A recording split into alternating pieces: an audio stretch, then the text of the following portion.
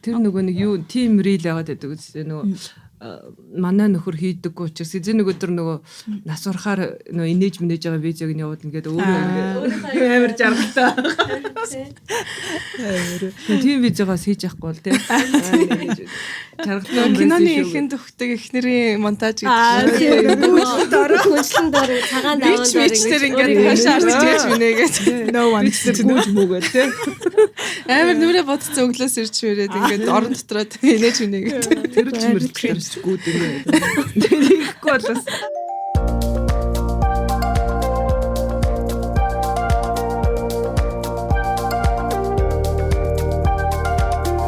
Сайн бацгаана уу? Энэ бол гоё подкастын 2 дахь дугаарт тавтаа морил өнөөдөр бид нэр зочнороо зоолаага урьж авчирсан байна. Бидний урилгыг хөглөө авч ирсэн баярлаа. Баярлаа. Өрсөнд баярлаа. За зоолаа маань сайхан төрсөн тий. Сайхан ч гэж одоо баг 3 сар өнгөрсөн 4 сар болцсон бас ингээд ээжийнхэн амьдралдаа дасаад явж байгаа хэ тий. Ямар байна ээж болоод. Тэгээ юу юм байна. Өрсөнд баярлаа бас нэг орой живх тэгээ сүү бааснаас өөр юм ярина гэдэг чинь. Тэгээ ингээд ярингууд шууд ойлгодог хүмүүстэй бас харцсан гэдэг чинь гоё ш тий. Бүр баярлаад ингээд. Тэгинт өжөө тэгж магадгүй. Ано хаанагаа гэдэг. Нөгөөд нь бас хэлээ хаач. Хаана нэгээд. Энэ штэ энэ гэдэг. Би нэг ихлэж биш. Тэгээл тиймэрхүү мэдээж маш одоо шин мэдрэмж тий гоё. Тэгээд тэр хэмжээгээр л одоо хайр мэдээж шинэ хүнтэй болно гэдэг чинь хайр аз жаргал.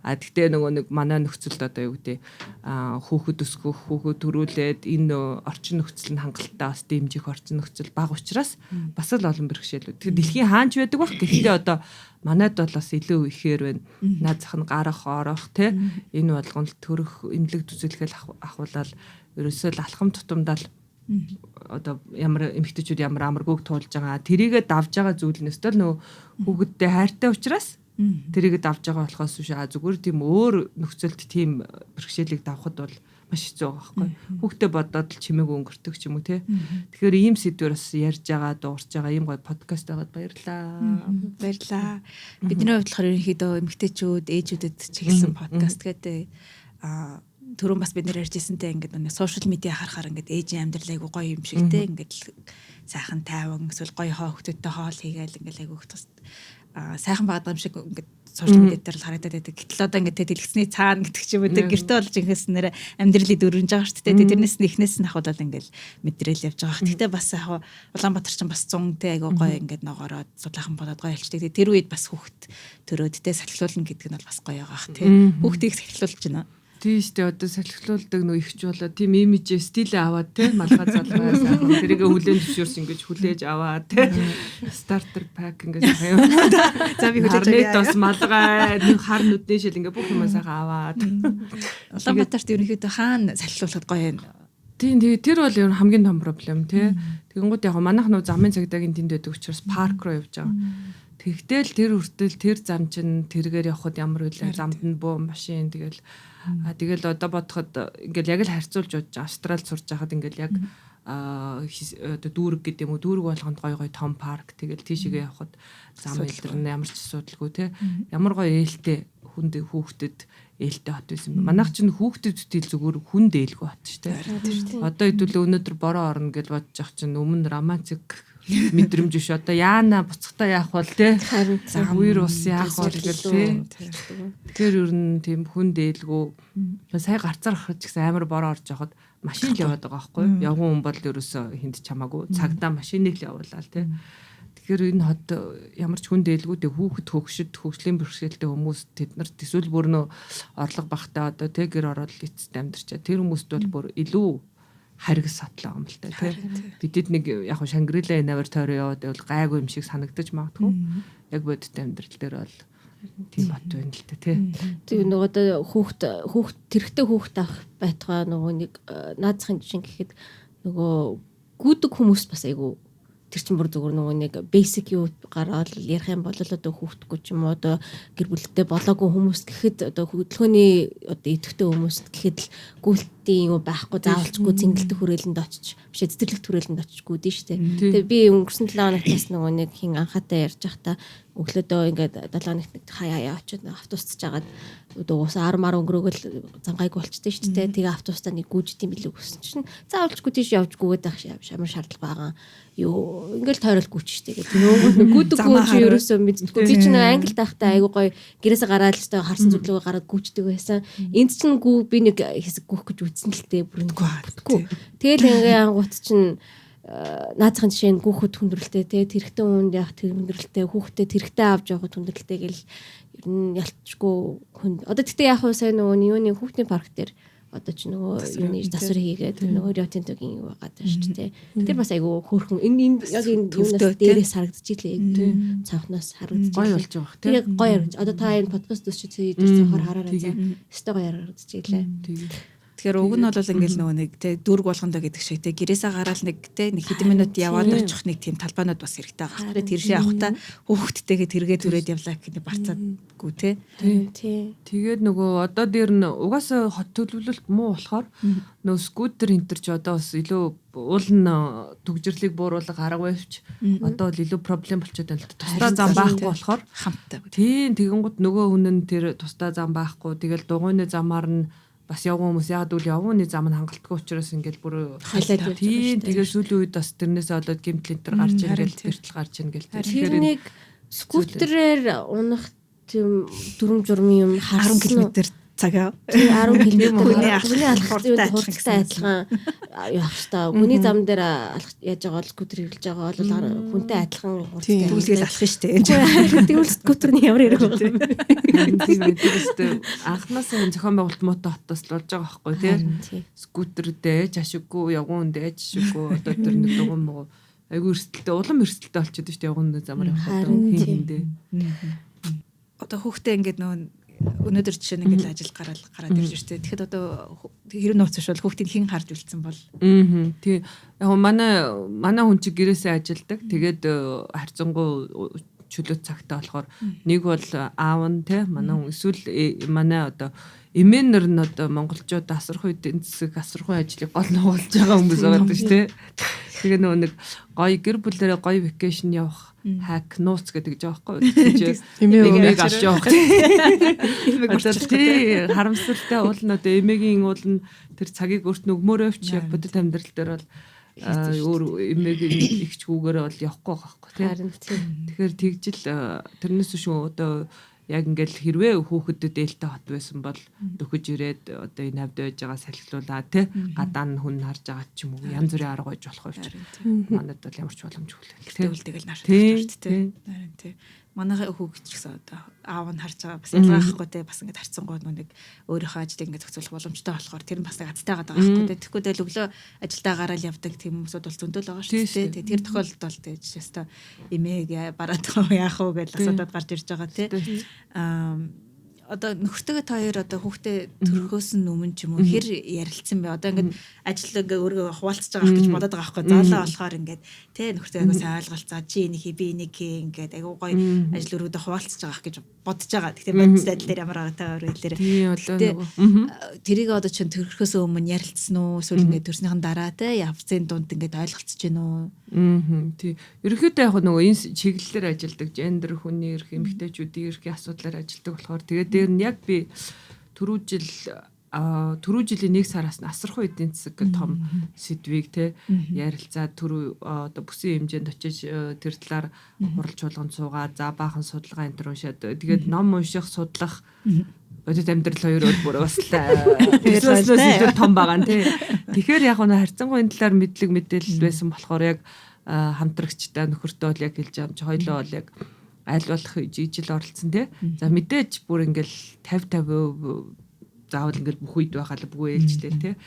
Тэгээд аль болох л одоо хүүхэд төрүүлэх хөхүүлэхээс бусдыг бол уулна гэр бүлийн гишүүд хийх боломжтой ажлууд байгаа байхгүй. Одоо юу гэдэг бид нар живх солих гэдгийг суралцдаг зүйл гэж байгаа байхгүй. Кэр ажил бол маш олон тохиолдолд хүний чадвар буюу сурдаг зүйл. Тэрнээс биш төрхөөсөө одоо юу гэдэг живх солихтаа лаг ч юм уу тийм юм бол байхгүй. Эмэгтэй учраас одоо юу гэдэг хүүхдийн тийм байхаас илүүтэй за мэдээж төрүүлэх хөхүүлэх тэгээд ихэнх тохиолдолд бид нэр хийгээд байгаа учраас сайжирдаг гэж байгаа байхгүй судалгаагаар. Туршлагач. Энэ дээр бол юунууд ажиглалтын судалгаанд байд юм билээ.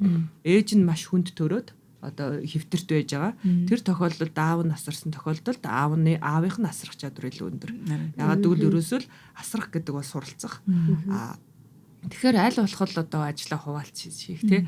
За тэгээд нөгөө багасаа л ерөөхдөө одоо манайх шиг эцэг эрхт ёсны патриарх нийгэмд эрэгтэйчүүд тийм асрах юмдаа муу байгаад байдаг. Анханасаа нөгөө бид нар ч болохоор хар багасаа л ингээл олгол хийгээл хүн асраад л ингээл гэрээ ажил мажилтаас илүү их цаг зарцуулаад дадлахчихсан. Эрэгтэйчүүдийг болохоор анханасаа ив хав муу юм шиг санагдав. Нөө хавж байхгүй. Ингүүл дээр тэгж явал илүү одоо efficient гэдэг ч юм уу тийм байхгүй болохоор харахад их хэцүү санагдана. Одоо тэгээ надад ч гэсэн хэцүү санагдаж байгаа юм. Ингэчээсээ гэл тэгэл тэр үед л урдуур нь орохгүй байх те. Тэр хүн ч гэсэн хийж байгаа сурна гэдгийг л яг тэрнээс бид нар ч одоо охин багасаа л героноос өрлөөл ингээл амар хурдтай мартаа нөгөө удаан байж магадгүй. Эвгүй ээж магадгүй тэр үед л ингээл хийлгэж сурах чухал юм бэл. Тэгэхгүй би нүглэхгүй юу? Харин тийм те. Амар төвчээр багтчихсан. Тэгэхгүй ясаглыг хийгээд буруу хийвэл ямар эрсдэл гарах вэ гэдээ аюулгүй бол тэгэл орхиол те. Тэгээд ингээ сайхан. Тэгээ тэрэн дээр бас тэгж байгаа хэрэг нөө одоо хүүхэд ч гэсэнтэй ингээд олон янзын хүн асрах тийм арга барилд бас дасах хэрэгтэй гэж байгаа байхгүй. Тэгээ зөвхөн одоо ээж нь ч юм уу нэг байдлаар л ингээл хоолтой нэг байдлаар л бүвэлдэг байх юм бол тэрэндээ л тасчдаг те. Гэтэл аав нэг өөрөөр бүвэлж унтуулж бол нэмээ ах ихтер нь өөр ээж болно. Тэгээ тэрэнд хүүхэд тассан дээр тэгэхгүй одоо бид нар болохоор үгүй тэгдэггүй маа гэж урдуур нь ороод нэг л аргаар байдлыг бас ингээд тулах гэдэг шаардлага байгаа байхгүй те. Тэгээ тех тусам л хүүхэд нь ээжээ гэж өөр хүн дээр очихгүй гээл те. Илүү л хэцүү болол. Нэг хамгийн сүүлийн сонирхолтой жишээ гэсэн чинь аав нь ингээд өөр аргаар жоох өгч нөгөөдөд байхгүй нэг бол ингээд урдаа суулгаад би чи ингэж хөвтүүлэх маягаар тэгэхэд эсвэл ингээд урагшаа харцуучаад ингээд дээшээ ингэж харангууд нөгөөдг нь өгч нөгөөд тэгэхээр нь би сая тэхгүй али чи нэг пив ингэж яагаад нэг уудаа гэдэг одоо авахад нэг амруу таанаас ингээд пив тэгсэн чи нэрээ хийвгүй юм. Чиг логик. Тэгээ үгэлж бүгэлэхгүй тэгээд ингээд аль чи энэ пивийг нэг ингээд дуудаа гэж. Ханаас нөгөөд нь ингэж дэш арцсан ингэж уугаад байдаг байхгүй. Тэгээ яг пив өгсөн чи тэрнээс хойш тэг их болсон шүү дээ. Айгуу урд үнтараа. Тиймэрхүү аргаар л үзэж байгаа юм чи. Тэгэхээр ив хагууж магадгүй тэрийг нь жоохон хүлэн зөвшөөрөх л чухал юм бэл. Тий. Явандаа суралцсан гэдэг. Тий. Эсвэл тэгээ зарим нь тэр аргаараач болж л байвал тий. Тэгэл. Тэгээ яг одоо ингээд те эжийн одоо амьдрал ингээд ирэхдээ тасаал явж байгаа хэ ингээд би физиологийн хувьд ч гэсэн сэтгэл санааны хувьд одоо хэр байна вэ? Энэ том өөрчлөлтийг ингээд одоо даваад те 3 сараа явж байгаа хувьд болохоор тэг яг хүн хүнд өөр байдаг юм шиг байна тий. Одоо би ч айгүй хүлээгээл тэгсэн чи би чи ер нь жоохон угаасаа easy going дөхүү юм шиг байна. Бусд үед ч гэсэн тэр маань яасан уу ерөөхдөө эсвэл бас нас нөлөөснөө би ч 40 дэх хүүхд гаргаж байгаа юм чинь харцангуй нөгөө өөрийнхөө одоо формодын байхгүй үзэх юм үзсэн сурах юм сураад тий. За ингээд чөлөөл өөрийгөө энэ цагаа яг хүүхдэд зориулъя гэсэндээ өөртөө сэтгэл хангалуун бэлэм нэг арай мачуур болсон юм уу эсвэл заавал мачуур хүн болгонд тэгэх одоо над чиг байх албагүй шүү дээ. Миний хувьд л нэг тийм гайгүйхан шиг л одоохондоо тий. Гэтэ юм хэлж мэдэхгүй. Би ч нэг айгу ус унахгүй байна мэн гэсэн чи одоо унж эхэлж байгаа шүү дээ. 4 сартаагаас нь унж амгийн ихэр унж эхэлсэн. Харин би ч гэсэн бас эхний 2-3 сар гайгүй байж байгаа л яг 4 сартаагаас амар хуунал. Одоо арай нэг жирэмсэн багт нэг амар галзуу ургаал өтгөрөөлөд шүү дээ. Тэгсэн чи яг төрсний би ингээд төрснийхөө нэг 5-6 сарын дараа ингээд үс харсан чи амар цагаан ус болцсон. Тэгсэн чи ингээд нэг юм хорон дууссан принтер шиг ингээд тэр олон ургуулсан үсэндээ ингээд будгаа гаргаж чадахгүй байгаа юм шиг. Яг дундаас нь тасарсан байхгүй. Сүүлийн 5-6 сар ургасан хэмжээний үс юм шиг хэсэг нь цав цагаан доотлол нь хав хараа байхгүй амарсан. Тэгэл унж эхэлсэн шүү дээ. Хамгийн ууш гаргацсан юм чад. Тэр шиг сэтгэл зүйн байдал бас одоо өөрөлж болно шүү дээ. Тэр чинь тий. Хүн хүнд өөр цаг үед. Одоохондоо бол гайгүй л тий. Тэгэл яг нөгөө нэг цаг хугацаагаа бас арай нэг чанартай өнгөрүүлэх хүүхдтэйгээ тий тэгэж зориод байгаа шүү дээ. Би ч тэгээ 40-т анх төрөх чинь нөгөө нэг өргөө амарчих газар дээр очиод тэгсэн чи эхлээл ингээл коридор мордороор 40-та анхан махан наашаа машаа гэлтгээсэн байхгүй. Тэгэхээр би ч Насны заавал хэлэхтэй яасан одоо хүний хувийн мэдээлэл энэ төр юу яадаг юм бэ гэж бодоод байхгүй юу. Тэгээд тэгсэн чи их эхо мэхо зүрхний бичлэг рүү 40-та анхан байгаа ор гэлтгээд байна. Тэгсэн чи сүүлдээ айгу те 40-та анхан байна. Өөрөө тэрэндээ өөрөө очир дайрч. 40-та анхан гэсэн ор гэсэн заа гэдэг. Тэгээ жоохон давуу тал бол ашигласан. Яг гоо илүү эрсдэлтэй л юм байл л дээ. Тэр чинь бас 40-т анх төрүүлхэн те. Тэгээ тийм бол хашаа юм болсон байгаа. Монголд ч тэгдэг чинь ерөөхдөө ингээл 20-д гарангууд за одоо хөвтөл за одоо ороотлоо ингээл ерөө тэрнээс айгүй олон комментэд ирдэг шүү дээ. Тэгэхээр өөрөө болохоор ингээл 40-та анх ингээл имлэг төрөл хэлээ. Тэрэндээ өөрөө сүлд ингээл дасаад явж хахад сая ингээд хэлж яах яг магадгүй хожоо арай төрж байгаагийнх давуу тал нь би өөрөө мачуур болсон юм бас ингээд тэсгэл санаа явцгаа та ингээд нөгөө талаас ингээд юу гэдгийг хүмүүс магадгүй бодож явах юм бол те ялгаагүй ингээд жоохон хүүхдтэй болъё гэж бодож байгаа хүмүүс ах юм бол юу гэж хэлэх вэ? Тэр олон амар магадгүй дарамт дотор байгаа хүмүүс байгаа шүү дээ те. Тийм бүх зүйлд нөгөө нэг өөрийн цаг хугацаагаа гэдэг шиг бүх хүн л өөрийнх нь сонгосон цаг нь те. Чухал тэрэн зөв санагд. Одоо эрт хүүхд төрүүлэх бас заримдаа хэцүү гэхдээ бас давуу тал харагдаад л байдаг.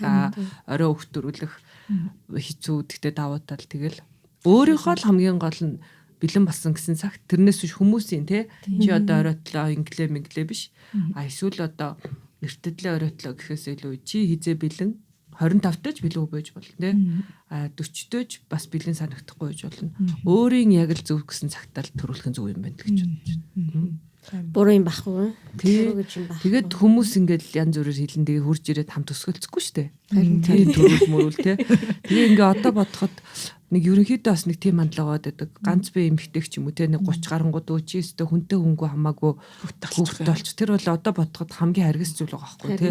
Тэр хүүхдийн тэр эмэгтэй амьдралыг ямар хэцүү зүйл рүү тулж जैन тэгээд дэргээ ингээ юу мэн чинээ бодохгүй ярьдаг те. Гэтэл яг single pair одоо ганц бие эцэг их байна гэдэг бол ер нь маш хүнд гэдгийг одоо зүгээр ингээд гэр бүлийн дэмжлэгтэй байхад юм байхад тэгэхээр тэр бол хамгийн муухай харгас зүйл байгаа байхгүй юу хорлж одоо яаж байгаа те тэр чин тэгээд тэр хүүхдийн өвд ч гэсэн тэр чин нөгөө тэр чин 0-5 насны хүүхдийн юу ч хөгжил чин хамгийн чухал байгаа шүү дээ тэрэнд чин одоо аюулгүй байх хайрлагдсан байх гэсэн бүх юм өгөхгүй л бол тэр чин ирээдүйдээ айгу том комплекс ч юм уу сэтгэл зүйн хувьд гэх юм уу те одоо brain chemicals гэж ярьж тэрэнд нь хүртэл нөлөөлөх хэмжээний юу гэхэд чинь л одоо хүүхдийг бодохгүй тэгж шилжин гэдэг чинь бас айгүй буруу байхгүй тэр чинь бүхэл бүтэн хүн өсөж байгаа тохиолдолд зүгээр л одоо нөгөө нэг ач зэ нарыг харахад л ч юм уу эсвэл одоо мэдхгүй үрж өгөх ёстой гэсэн тэр соёлоор явдаг ч юм уу эсвэл зүгээр л таньдаг хүн таарлцсанаа тэгж хэлэх ч юм уу тийм ямар ч хамаагүй байна шүү дээ тэгээд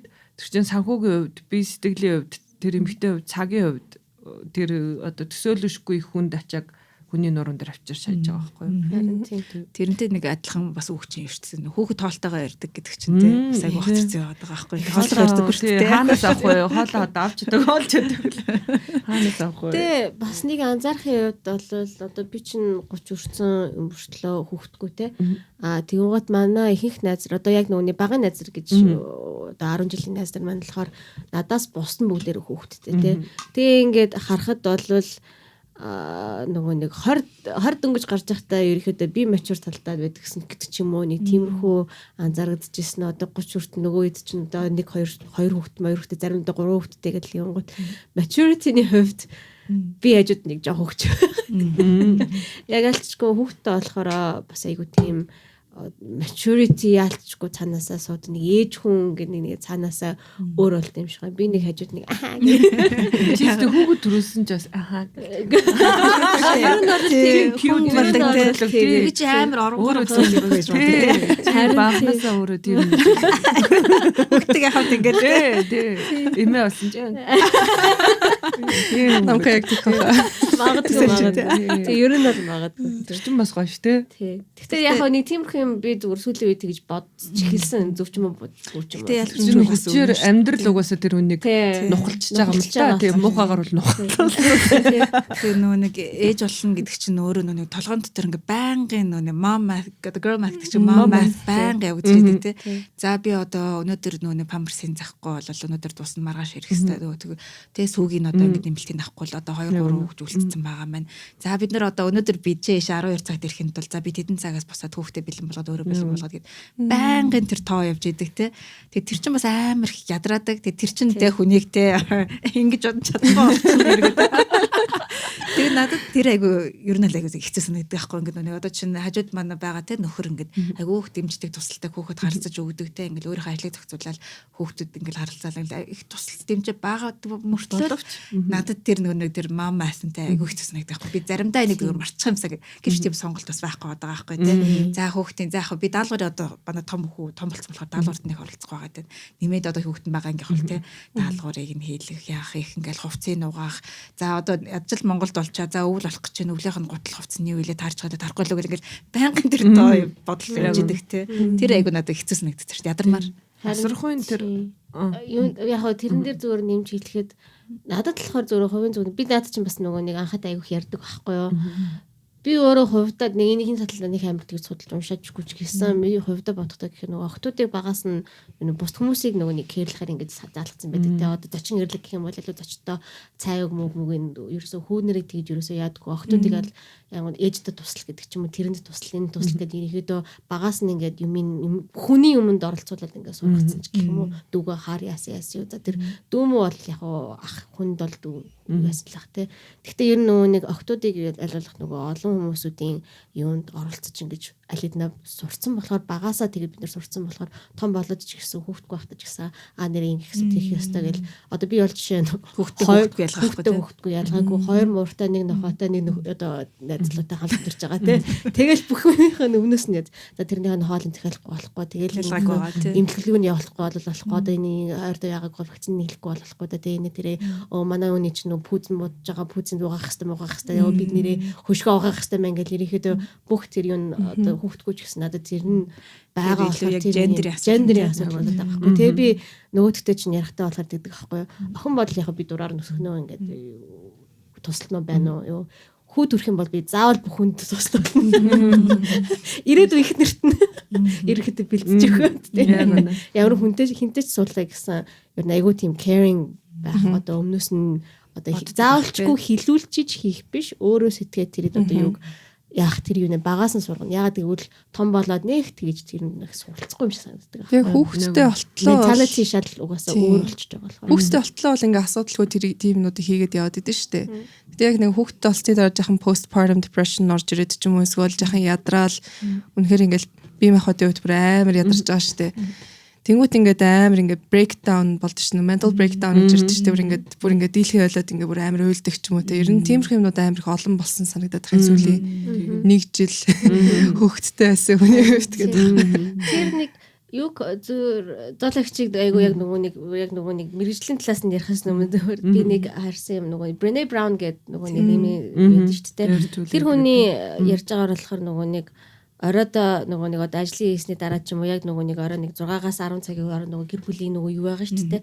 Тэр үндэ болохоор бибинийхээ нөгөө energy level хоорондоо ярилцчих гээд би өнөөдөр 10-таа байна гэдэг юм гот нөгөөт нь 80-таа хам бол за I'll take over for you гэдэг нөгөө нэг өмнөөс нь ерөөхдөө юмнууд нь илүү туслахтай илүү оролцоотой бай гэсэн юунууд за хоёлаа 50-50 байх юм бол за хоёлаа ерөөхдөө хувааж юмнуудаа ярилцаад ингээ яа гээд хоёлаа 80-80 байх юм бол өстой хамт ингээ бүх юм аяад илүү юм хийдэг ч юм уу ерөөхдөө аль бибинийхээ одоо нөгөө нэг юуныхаа энергийнхаа төвшнгөө хоорондоо ярилцчих яахгүй болвол ингээл урдуурч гэжтэй ингээл юм хийгэлдэг дотроо нөгөө хүн чинь ингээд нөгөө нэг сэтгэл зүйн хувьд тэр чинь одоо 10% энергитэй байна, батарейтай байна гэдэг чинь сэтгэл зүйн хувьд тэр чинь бас нөгөө нэг ингээл бачимдж эхэлж байгаа шүү дээ. Бачимдж байгаа л тэр чинь ингээл тесрэхтэй. Тэр тесрэх юугийн одоо триггерийн үүсэхгүйгээр за би өндөр 10-таа байна шүү.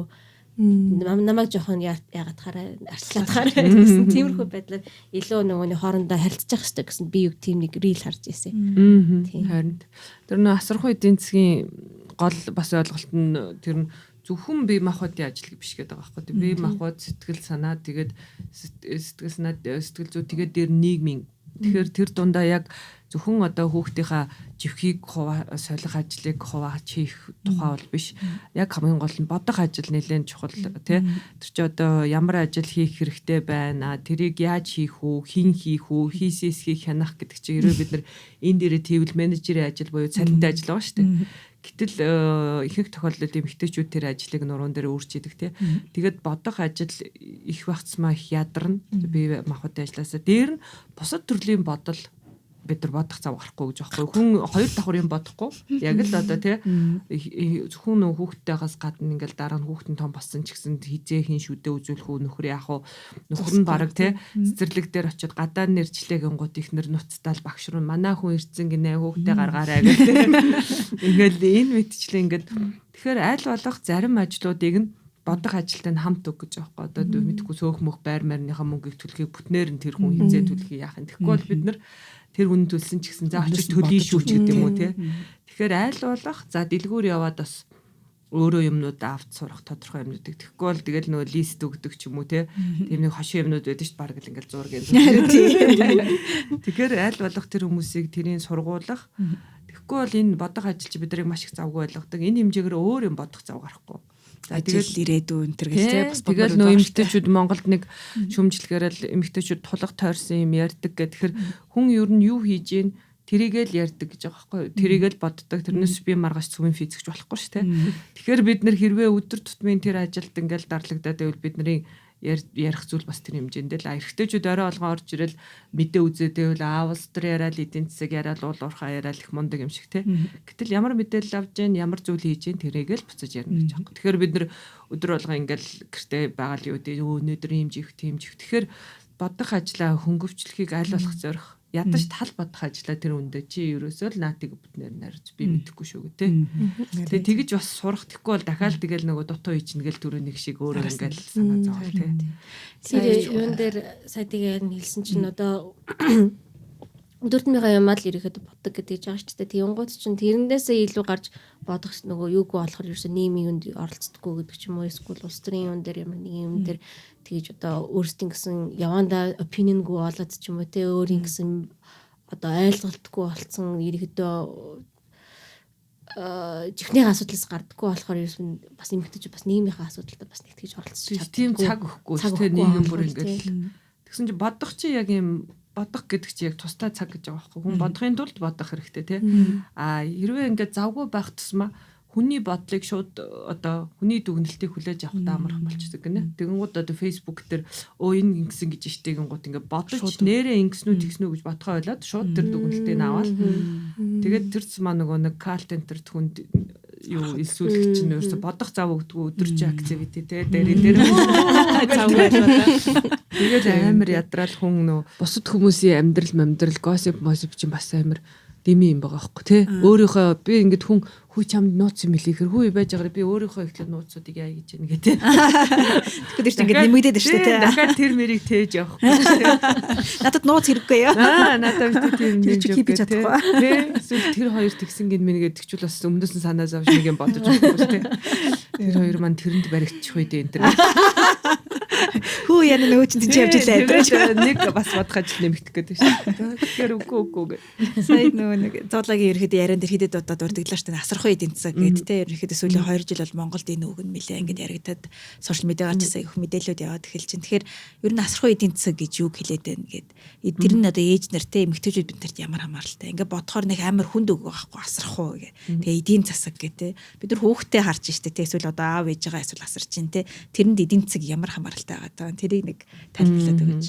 Тий, ерөнхийдөө болохоор асрах ажилтай холбоотой л одоо тий тэрийг эдийн засгийн харилцаанд оруулах чухал гэсэн нэг хандлага инженеэр яваад байгаа байхгүй. Тэг гэтэл энэ асрах ажил гэдэг чинь хүүхэд, хөгшөд, хөгжлийн бэрхшээлтэй хүн асрах тий за тэгэл хооллох, хундлах, гэр орон цэвэрлэх энэ бүх ажлууд чинь одоо бол ажил гэж үзэгддэггүй эдийн засгийн одоо асуудал гэж үзэгддэггүй илүү нэг эмэгтэй хүний л хийх хэрэгтэй. За тэгээд судалгаагаар одоо дэлхийд даяар болохоор дунджаар 70% эмэгтэйчүүд асархан ажлыг за Азийн түвшинд болохоор эмэгтэйчүүд 80% асархан ажлыг хийж гэнэ гэж байгаа байхгүй. Гэтэл энийг бид нэр хэрвээ мөнгөөр хийгээд хүн хин нэгэн хурж ирээд гэрт хийвэл ямар хэмжээний цалин авах уу те ямар ажил авах уу гэдгийг тэгэхээр энийг яаж эдийн засгийн эргэлтэнд тодорхой хэсгийг оруулах вэ гэдэг асуудал. Тэгэхээр энэ нь өөрөө нэгдүгürt ажлын байр бий болгоно 20-р эдийн засгийн эргэлтийг сайжруулна.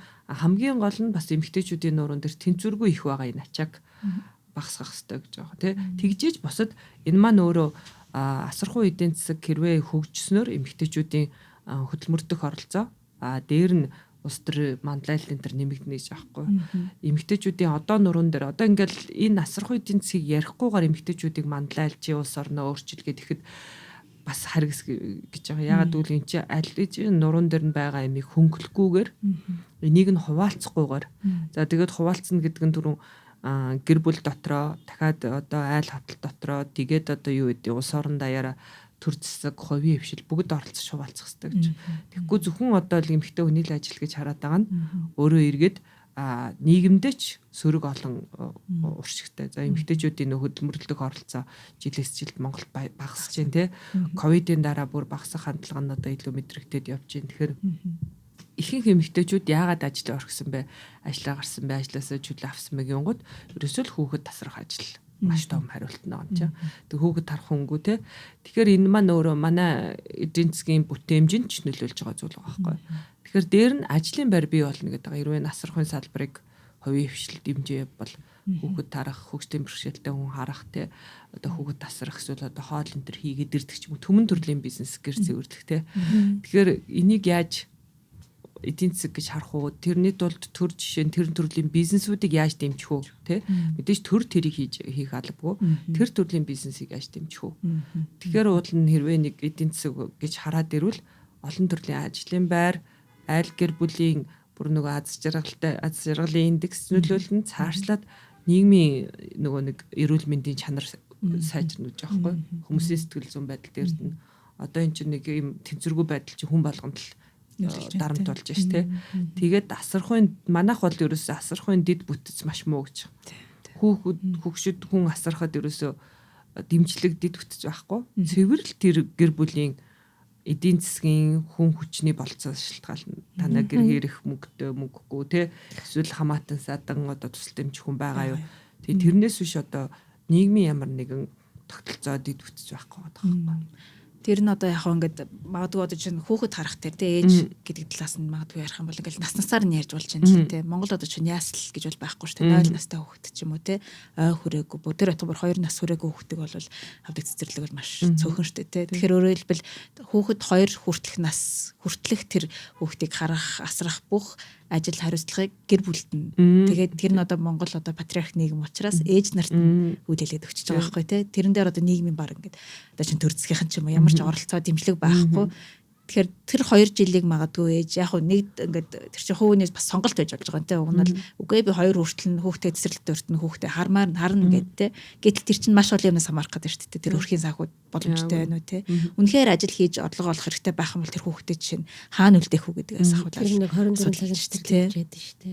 Айгу хэцүү 24 цагийн цэцэрлэг гээд нөгөө нэг аав чинь хоёулаа юу ажил хийх шаардлагатай бол нэгтгэн өглөө нөгөө юунуудтай авч өгөл тавхныг гэрчлэхэд өгдөг илүү юу гэдэг лээ.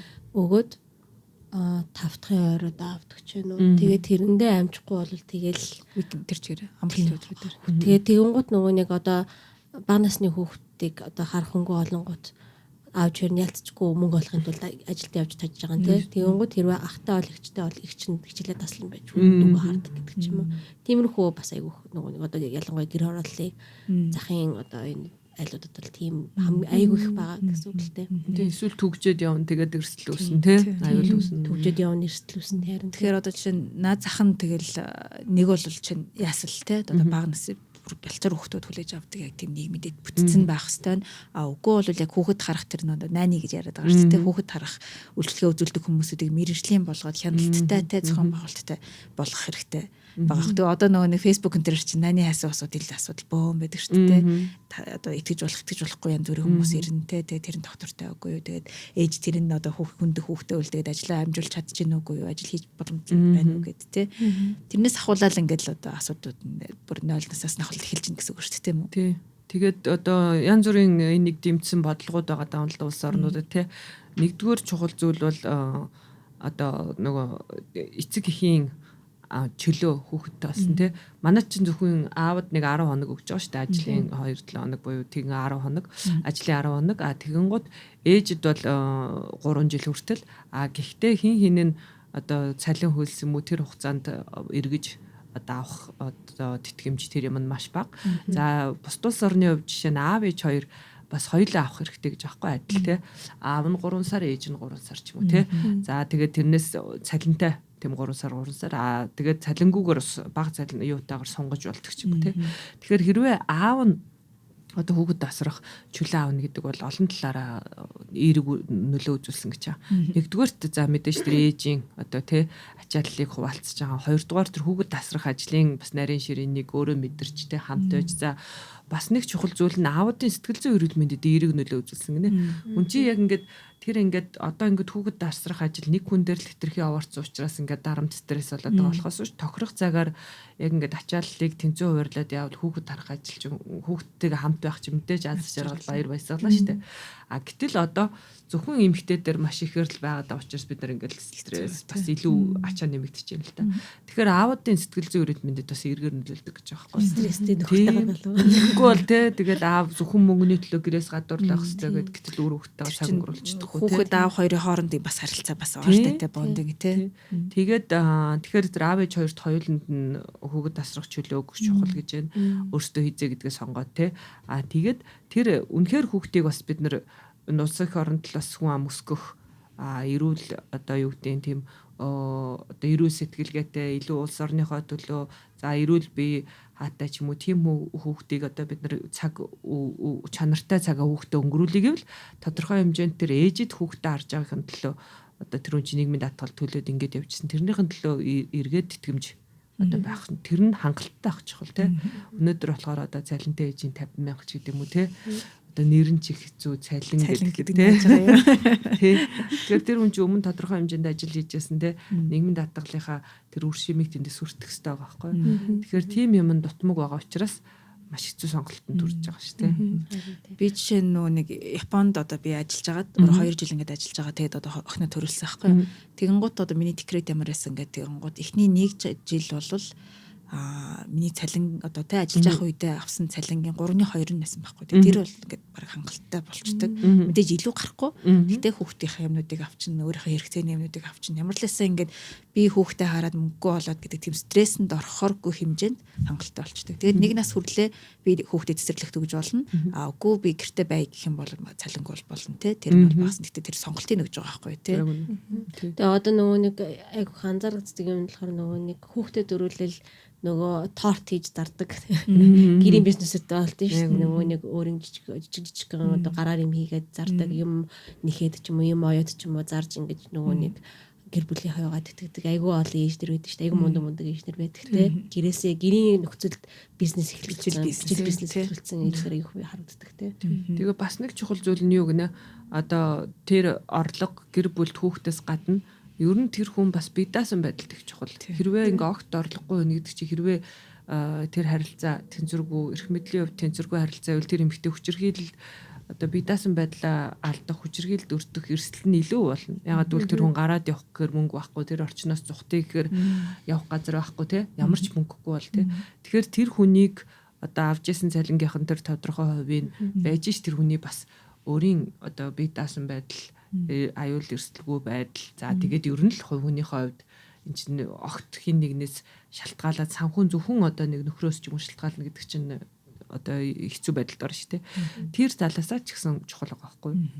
Заавал тэр одоо айл мөнгөгүй мөнгөтэй хамаагүй тэр хүн өөрийн хувийн бие даасан орлоготой авах нь чухал.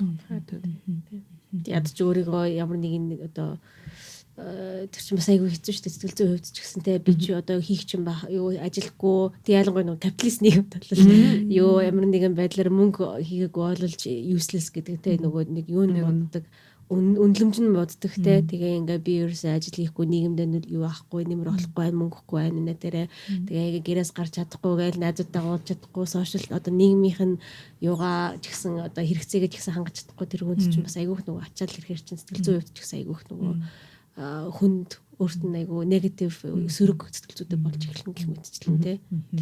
Тэгээ одоо хүүхдээ хожиж 2 нас хүргээд цэцэрлэгт үегээ бодохоор чинь хэрүүтэй одоо ингээл монголчууд алдарт ихээ одоо ингээл олон хүүхдтэй алцгаа энэ төр гэл гэж байгаа тий. За нэг 3 хүүхдтэй болоо за хүүхд болгоно 2-3 нас хүртэл нь тэр ээж жишээ нь харъя гэдэг юм бол доор хаяж 6-аас 9 жилийг ажил хийх боломжгүйгээр одоо өнгөрлөх гэдэг байгаа байхгүй тий хүүхдээ харж тий. Тэгэхээр чин тэр хүний магадгүй ингээд айгүй олон магадгүй ажилтны төлбөр туршлага орлоод тий ингээд ахаад явах байсан тэр 10 жилээ хүүхэд харахын төлөө яг гэвэл одоо нийгмийнхэн тэр дэд бүтцэн байхгүй байгаа учраас ингээд зарцуулж болчихж байгаа байхгүй тий. А гээд за хүүхдүүд нь сурвалж зэрэгт болоо за би ажилд орё гэтэл эргээд тэр хүн маань 10 жил магадгүй ажил эрхлээгүй юм чин тэр хүмүүсүүдээ туршлаган ч юм уу тий ингээд харьцуулагдаад явхаар өршлөх чадвар муутай болдог гэдэг ингээд дараагийн ингээд асуудлуудыг тэр ингээд гаргаж ирээд байгаа юм шиг харагдаж байгаа л та. Олон улсын судалгаа гэдэг чинь нөгөө нэг ээж болохын шийтгэл гэ тэ. Тэгэхээр ээж болсон хүмүүс ээж болоогүй одоо эмэгтэйгээс цалин бага байдаг тэ. За тэгэхээр тэр чинь яг нөгөө нэг юутай холбоотой карьерийнх нь шатны удаашраад ирж байгаа. Буцаж дээр нь байгууллагууд ээжийг буцаж ирэхэд нь одоо дэмжих систем байдаггүй. Тэр чинь тодорхой хэмжээнд тэр хүн 3 жил 2 жил ажиллаас холдоод жил байсан ч гэсэн ажлаас холдоод ирэхэд янз бүрийн дэмжлэгүүд авах хэрэгтэй. Сургалт үйл ажиллагаа, наад зах сэтгэл зүйн тий. Гэтэл тийм байхгүй гоц болоод их тохиолдолд наад зах нь ажилдаа иргэн орох гэдэг чинь ер нь бас хаширмаар юм гэж аахгүй өөрийгөө дутуунлээ. За би одоо яаж хоцрогдсон болов яасан бол тий. Тэгэхээр очингууд нь тэр талын дэмжлэг байхгүй бол улам л хэцүү болчих. Тэгэхээр цалингийн хувьд ч карьерийн хувьд ч нэлээд том шийтгэл тийм ухралт шийтгэл болчиход байгаа байхгүй юу. Тэг practically бас одоо ингээд бодоод үзэнгүүт яг шинэ ээж ингээд ажилдаа орлоо гэж үтэл доо. Хөхүүл байх юм бол яах хэвтэй юм тий хөхөөс хаах хэвтэй муу яах хэвтэй муу. Тэгээд бас ингээд хүүхэд нь ингээд хөгжил нь яагаад мөлхөж эхэллээ, алхаж эхэллээ, ярьж эхэллээ гэл тиймэрхүү юм бас хоцрогдож гинөө яаж юм тэгээд амар олон санаа зовох юмнууд байгаад байгаа байхгүй юу. Тэр яг бие хоёр хуваач марч юм шиг яахаа мэдэхгүй айгу хэцүүлээд тийм шиг л шүү дээ. Аав нарын өөрөө байхгүй тий жишээ нь офис дээр нь. Одоо нөгөө нэг аав нарын хувьд ч гэсэн нөгөө 10 хоногийн л одоо лив өгж байгаа шүү дээ. Тэгэнгүүт ч хүүхдтэйгээ хамт баймаар байдаг инээ тэрээгээ тэгэнгүүт тэр болцоог нь ч гэсэн хангахгүй байна гэдэг чинь бас айгу тэр аав нарын хувьд ч гэсэн айгу одоо зүрх хэмтэрмээр байгаа шүү дээ. Тэгэл өстой тийм тэгээ ингээд хүүхдтэйгээ цагаа өнгөрүүлээд нэг тэрэгэл юмд нь оролцмоор байдаг боловч одоо нөгөө нэг юуны хувьд энд зэгийн хувьд боломжгүй бол тэгэл ажлаа хийгээл яхаас өөрөө гараа байхгүй тэгэл нэг хэд бараг нөгөө нэг хэдэн сарын дараа нөгөө хүн шал өөр хөлт болсон байдаг те тэр нөгөө мөч бүхэн тэр үед чинь айгүй нэг тийм нандин байх тийм юмд нь оролцоотой байх ёстой байхад тэрийг одоо боломжийг бүрдүүлж одоо ялангуяа тэр аав нарын левийг өгвөл айгүй зүгээр санагддаг байхгүй тэгээ яг зарим нь одоо хувийн хөвчлөж гэсэн болдог болвол те одоо хүүхдийн одоо 3 сар хүрэхэд одоо 3 сарын лив биш байлаа гэхэд ядаж нэг 7 хоногийн 2 өдөр нь гэрээсээ ажиллах боломжийг нь олгодог ч гэх юм уу илүү тийм flexible уян хатан тийм ажиллах нөхцөлийг нь болгоод өгчих юм бол тэр одоо 7 хоногтын 2 өдөрт нь одоо эсвэл part time болоод ч юм уу 7-ны 3 өдөр нь офис дээр ажилтдаг бус үед нь гэртээ хүүхдээ хардаг тэр үед нь ихнэр нь одоо ажил амжуулдаг гэдэг ч юм уу тиймэрхүү одоо бас юу одоо хувийн хөвшлүүд одоо тэр одоо өөрсдөө тэр одоо компани бодлоготой санаачлагаараа тэгж аавууд шинэ аавуудыг тэгж дэмжих юу одоо инсентивтэй байвал болон зүгээр санагдаад байна шүү дээ тийм байгаад дөрвөл юу яадаг гинэ бас ажилд авахдаа ялгуурлалт нь багасдаг гинэ. За эрэгтэйчүүсэн эмэгтэйчүүсэн хүүхдтэй бол жүлээ авах юм байна тий. Одоо Монголд бол эмэгтэй хүн ажилд авахдаа за айгүй бол одоо ингээд хүүхд гарах чинь тэгээ бахан нийгмийн даатгал төлнө ч гэдэг юм уу тий. Тэгэхээр эн чинь өөрөө эргээд энэ одоогийн бодлого хууль нь өөрөө эмэгтэйчүүдийг ялгуурлах юг өгч байгаа байхгүй одоо тийм нөхцөлийг а хэрвээ аль нь одоо 3 сар юм уу 6 сарын ч юм уу яг ямар ч үсэн чөлөө авах эрхтэй байвал за эрхтэй эмэгтэйхээс илүү чад авахыг харах нь шүү дээ. Тэгээд тийм яг би өөрөө хувьдаа болохоор одоо нэг ажилд орчих гэхээр би яг нэг юм эвгүй орчод байгаа байхгүй ягаад гэвэл одоо жирэмсгэл төлөвлөж байгаа тийм одоо тэр нь өнөө маргааштай ч юм уу эсвэл 3 сарын дараа ч юм уу 6 сарын дараа ч юм уу тэр ерөөсөө хийх мэдэхгүй штэ тэгээ за одоо хизээч боллоо гэд ажилд орчдөг би бас нэг тийм хүнээ яасан хайсан хүн бас баймаргүй штэ дөнгөж ажилд оронготой шууд декрет аваад тэр газрыг бас ингээл шийдхмээргүй штэ тий тэгэхээр тэнгуут би одоо удаан хугацааны ажил би хаах надад ямар ч одоо нөгөө нэг болцсон айгу одоо хавчигдмал гэх юм уу тийм болчиход байгаа байхгүй. Тэгээд нэг юм за нэг завсрын л нэг за нэг хэдэн сарын хэдэн 7 хоногийн туслаа аваад ч юм уу нэг эсвэл нэг найз туслаад юм гэл нэг юм жижиг сажиг юм хийж байгаа ч гэхээс уул нь бол ингээл ажилд орчих гэдэг юм гот одоо хүүхдөрүүд яах вэ гэл тэр мөн болцоо найгу юу болохоор Мөгдмөл болохоор өөрийгөө ч гэсэн би ингээд хайрцагт оруулаад байгаа байхгүй юу. Тийм шүү дээ. Эрэгтэйчүүдийн карьерийн хувьд ийм асуулт тулгархгүй шүү дээ, тий. Харин ч А болгоцсон цалин нэмэгдэх магадaltaй гэж байгаа байхгүй тий. За одоо хүүхдтэй болсон юм чинь албан тушаал ахиулахгүй болохгүй ч гэдэг юм. Илүү өөрөө хичээх юм одоо инсентивтэй бол илүү мөнгө хийх байгууллага интернэс дэмждэг гэж байгаа байхгүй. Эмэгтэйг бол ерөөсөө за тэгээд хүүхд нь өвд нь хийн харах бай эмэгтэй ээжийн л харна гэсэн үгэлэлт үүдэг тий. Тэгээд нөгөө хүүхд нь ийм орчинд байнга л өвдөн ш таниад одоо өвдөө. Тэгээд нэг муухай үг гэдэгтэй татлаа төтлөөтэй гэдэг үг гэдэгтэй. Ар гэрээсээ татлаа төтлөөтэй гэдэг. Айгуу муухай. Тэр үед юу яхад ч гэсэн одоо нөгөө нэг ажилдаа хахад ч гэсэн одоо би ч нөгөө маркетингийн салбарт нэлээд удаа ажилласан тий. Тэгэнгუთ нөгөө нэг маркетингийн салбар чинь бас айгуу юутай одоо нөгөө нэг ачаалттай. Тэгээ нөгөө ялангуяа агентлагт ажилладаг бол одоо 2-3 зэрэг клиенттэй тэр төсөл дээр зэрэг ажиллана те. Тэгээ ихэнх тохиолдолд дандаа нэг юм өнөө маргааш хэрэгтэй юм хэлдэг. Харилцагчийн үүднээс ч гэсэн 7-ны дараа хэрэгтэй байна. Тэрийг сарын өмнө хэлж болох байсан те. Тэгэл ерөнхийдөө дандаа тулгадаг болохоор маркетингийн салбар ер нь бол тэгэл дандаа нөгөө нэг орой сунж ажиллах одоо тэр юг ер нь заавалчгүй л тэгэл нэг дандаа нэг орой сунж ажилладаг тийм одоо хим маягтай гэх юм уу. Тэгэнгუთ надад бас айгүй муухай санагдсан юм болохоор нөгөө нэг аав ээж тэр нь төрүүлээ явчихдаг. Хүүхдээ хүмүүсд нь төрүүлээ явчихдаг. Тэгээ нөгөө ардаа нөгөө татлаа төтлөөгөө бидэд явах. Бас эсэргээр яадаг. Эсэргээрээ тийм. Тэр бас айгүй надад яг нөгөө нэг эд ажиллаж явах үед амар муухай санагддаг байсан.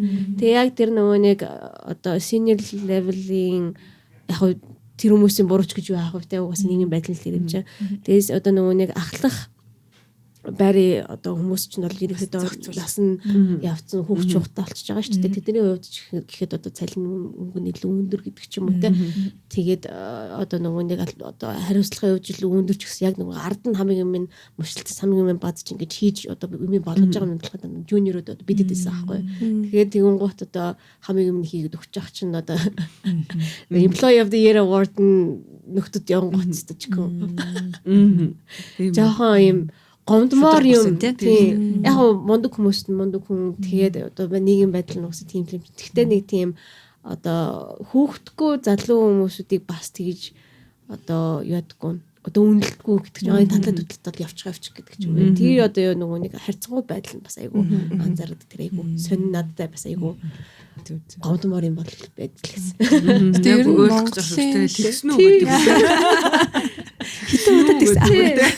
Залуучаа суулцал дунд пенины пер тавьчаал хараагаал тэгэл юм аягаас үүдэг гэсэн. Тэгэхээр ер нь нэг л талдаа айгу тийм шудраг бус байгаа байхгүй тий. Тэр бүгд чинь тэгээд тэгэхэр чинь одоо чинь ажил олгож байгаа тэр компани юм уу те эсвэл төрөнд бодлохоор зохицуулаад те ийм болвол те ээж болвол ийм байх хэвээр тэр ч юм уу те эсвэл ингээд те илүү цагийн ийм одоо давж болохгүй тэр ч юм уу зохицуулах хэвээр байгаад байгаа байхгүй те. Гэтэл одоо ингээд тэр чигт нь хайчдаг. Тэгэл нэг survival game шиг те баг. Өөрийнхөө боломжоор амгараал те. Ямар санд үгүй наадсахын жишээ гэхэд цэцэрлэг нь айгу эрт тардаг те ажлын цагаас эрт тардаг. Тэгэл нөгөө нэг төвжрөөтэй болохоор зарим нөхдүүд тэгэл нөгөө нэг бараг 3 гээл гараад цэцэрлэгээс нь хүүхдээ аваад тэгэл буцаал ажил дээр хүүхдээ авчирч тавиа хонц сууж байгаа л тэгэл ажлаа явжуулж байгаа л арай явдаг тэгэл төвжрэлтэн тэгэл инээ тэрэг альстай бөөн асуудал те. Харин надад зүгээр харин айгу сонин санагдаад байдаг юм. Одоо ингээд манай Монголын одоо жишээ нь хүүхдтэй ч юм уу гэр бүлтэй те тэр нийгэм амьд одоо ажил амьдрал тэгээ одоо сургууль цэцэрлэг бүх юмнууд нь хоорондоо уялдаагүй ингээд байгаад байдаг нэг сонин байдаг аахгүй. Газар зүйн хувьд газар зүйн хувьд цагийн хувьд байгаа аахгүй. Тийм газар зүйн цагийн хувьд тийм. За цагийн хувьд гээд аваад үзэх юм бол за яг хүүхдээ өглөө ажилдаа явахдаа цэцэрлэгт нь орлоод өглөө те. Гэхдээ тэр хүний цаг ажил нь 6 тарлаа байдаг гэхэд хүүхдийн цэцэрлэгийн 5-аас тардаг ч юм уу те эсвэл 6-аас хоцорч авчлахгүй. Тэгэхээр одоо тэр хэн нэг нь заавал төрүүлжиж аваад хүүхдээ те ажил дээр авчирна уу яа нөө нэг тэгээ тэгэн гутаа ажлын бүтээмж алдагдчихээн те. За цэцэрлэг тарах цаг тэр нь. Одоо жишээ нь ингээд 6 сарын нэгэн боллоо цэцэрлэгүүд амарцсан те. Тэгэн гут ээж аав яаж ажиллаа хийх юм. Нэг нь ажилгүй байх хэрэгтэй болох гэдэг. Эсвэл эмээ өвөд даалах хэрэгтэй бол зуны бүтэн 3 сар тэр хүүхдийг харах хүн байхгүй болчихж байгаа байхгүй те. Гэдэг нэг 2 дугаар асуулт. 3 дугаарх нь баг сургууль те хүүхдээсээ за чүүвээ сургууль цэцэрлэгт нь чирж жагаад сургуулийн нас боллоо нэг бол бага ингээд гот үдээс хойш орно тэр үдээс өмнө өглөөний яах хэвээр асуулт те тэгснэ 100 бас ялгаа авахгүй те 6 сар гээд амарч гэдэг ч юм уу. Гэтэл одоо бусад нийгэм би одоо ингээл мэддгээр Японыг яриад байдаг. Японд жишээ нь ингээд одоо за хичээл нь одоо баг сургуулиа гэхэд өглөө 8 гээд те эхэллээ 3 гээд дууссан бол 3-аас хойш 6 хагас 7 хүртэл яг ээж нь ч юм уу аав нь ч юм уу ажлаа тарах ирэх хүртэл нь тэр амьдарч байгаа дүүргийнх нь амьдарч байгаа хорооных нь өдөр өнжүүлэх гэж байдаг. Тэгээ сургуулиас нь бүгдээр ингэ ирж аваад тэр нэг өдөр өнжүүлэхтэй авч даалгаврыг нэгээд орой хоолыг нөгөөд тэгээ орой ээж аа юм аав нь ажлаа тараад ирээд аваад явдаг. Өөрөөр хэлбэл нийгэм нь өөрөө бүгдээрээ хамтарч ээж тэр хүүхдүүдийг аюулгүй өсгөх байдлыг нь хангаад тэгээд аав ээж нь ажил хийгээд гэр бүлээ санхугаар дэмжих болцоог нь хангаж өгдөг тийм систем хамтдаа бүгдээр ингэж ажилладаг байгаа байхгүй. Тэгэхийн тулд бас ажил олгогч нар нь те за чи ээж юм уу эсвэл аав юм уу чи жоох хүүхдтэй байгаа юм бол тарж болдог. Эсвэл арай хожуухан ирж болдог. Тийм байхыг төшөөрөө гэд олгоод өгч байгаа хэрэг. Тэгээд тэгж ийм бүх юмараа ингэ нийгэм нь хамт явах, цогцоор явах хэвээр систем байтал Монголд болохоор ингэ энтэд ингэ тастаад явсан. Тэрэн дунд ээж нар аав нар уучраа болох гэдэг явж байгаа л тийм л марагдаад байдаг. Хоёр нь бол тэгээд тэр чинь уулна гэд наацхан бодоход одоо learn одоо урт хугацааны хувьд бол эдийн засагт амар ашигтай баймаар лээ. 2-2 хүн бүтэн ажил хийн те. Тэгээд дээрэс нь хүүхдүүд чинь аюулгүй орчинд одоо тэр чи өдөр өндөрлөх гэсэн бас нөгөө нэг хөрхөн хичээлийн дунд нь хийлгэлнэ тэрэгэл гингууд эрүүл боловсролтой хүүхд өсөж байгаа те тэр чинь ирээдүйн хувьд айгүй том боловсон одоо юуны ажлын өвчин байгаад байгаа. Тэгээ эдийн засгт бол ингээл зүгээр ингээл плюс юмнууд байж байгаа байхгүй те. Тэгсэн мөртлөө л ерөөсөө энэ нөгөө нэг алсын хараагүй улс төрсөн болол тийм өнөө маргаашин дээр нэг өнөө маргаашин юмнууд. Тэр нөгөө хувийн хвшлийн оролцооны дээр яг сайн жишээнүүд бас гарч ирж байна л да. Жишээ нь MCS Coca-Cola нэг үйлдвэрийнхаа цэцэрлэг байгуулсан гэдэг. Тэгэнгүүт чи ингээд тодорхой одоо хувийн ч гэсэн боломжийн үнэтэй цэцэрлэг те тэгэнгүүт ажилтнууд нь ингээд хамаагүй тайван ажиллая гэдэг ажлын бүтээмж сайжирч байгаа юм. Өмнө жод ингээд цаг болгонгууд яарал одоо яах вэ гэл те сэтгэл санаа тэнд ажиллаа хийж боломжгүй а гэтэл цэцэрлэгтэй олчингууд чинь өглөөч ирэх нь одоо цаг нь илүү ойлгомжтой. Тэгээд тэнд ажиллаа хийж байгаа сууж явахдаа ч гэсэн амар тайван те. За тэгээд буугаад одоо ажиллаа тараад аваад явхад хамаагүй ойлгомжтой. Тэгээд тэгэнгүүт тэр чинь компанидаа ч өрнөлөөтэй ажилтнуудын хувьд сэтгэл зүйн байдал одоо эерэг well being одоо бүх талаараа эерэг үр дүнтэй. Тэгээд мэдээж тодорхой хэмжээний орлоготой тэр цэцэрлэгэн ч гэсэн тий боломжийн орлоготой тэр цалинтай хүмүүс төлөөд яв. Тэгэхээр энэ зөвхөн улс тэрнийг юу халбгүй тий. За түрүүний өдөр өнжүүлэгч гэсэн бизнесээс ээж болох байхгүй тодорхой хэмжээнд тий.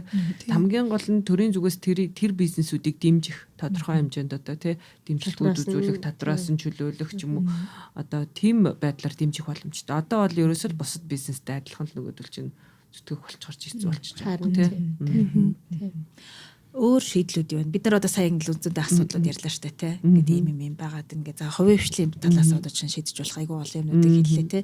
Тэгвэл яг хуу төрийн оролцоо бол ялцчих байх хэрэгтэй. Ямар хэмжээнд явах гэдэг бол дараагийн өөр нэг сэдвтэй. Гэхдээ төр одоо тэгвэл юу хийж болох юм, тий. Нийгмийн дэд бүтц талаас нь яаж дэмжиж болох юм. Тэгжээж яаж одоо ээж нар ажил эрхлэх боломжтой, тий. Баярлах уу гэдэг. Түрүү жил дөнгөж төрчөөд ажилласан чинь үнэн хэсгийг мэдэхгүй байна. Гэхдээ зүгээр бас нэг сошиал медиа дээр бичлэг явьжсэн аахгүй юу?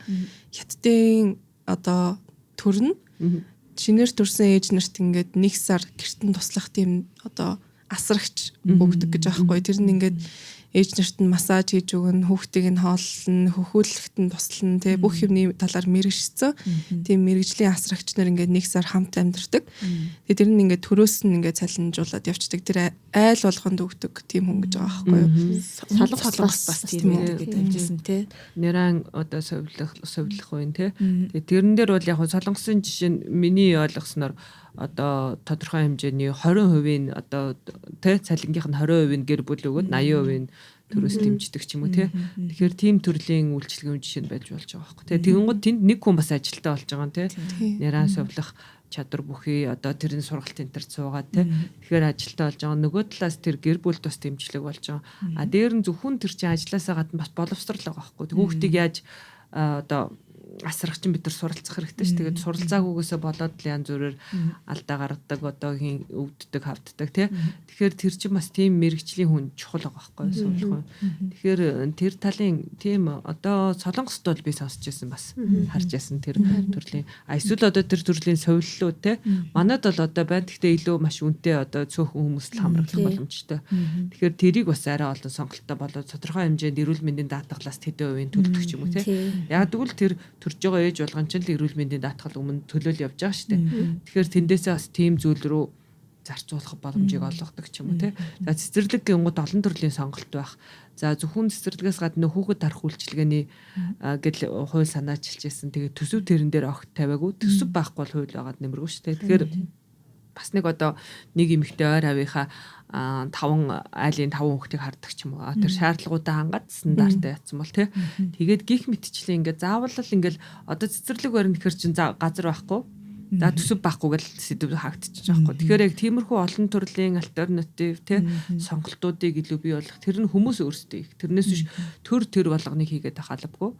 Тэгээд одоо тэр янз бүрийн хүүхэд дарах үйлчилгээний компаниудын стандарт юм дэмжиж өгөх, тэнд ажиллаж байгаа хүмүүсийг бас дэмжиж өгөх тий. Тиймэрхүү төрлийн зохицуулалт. Тэрнээс төр бүгднийг хийгээд ирүүл илүү бас хүн суртал дахиад л нэг одоо бидний нэг чанаргүй үйлчилгээ болж хувирна тий.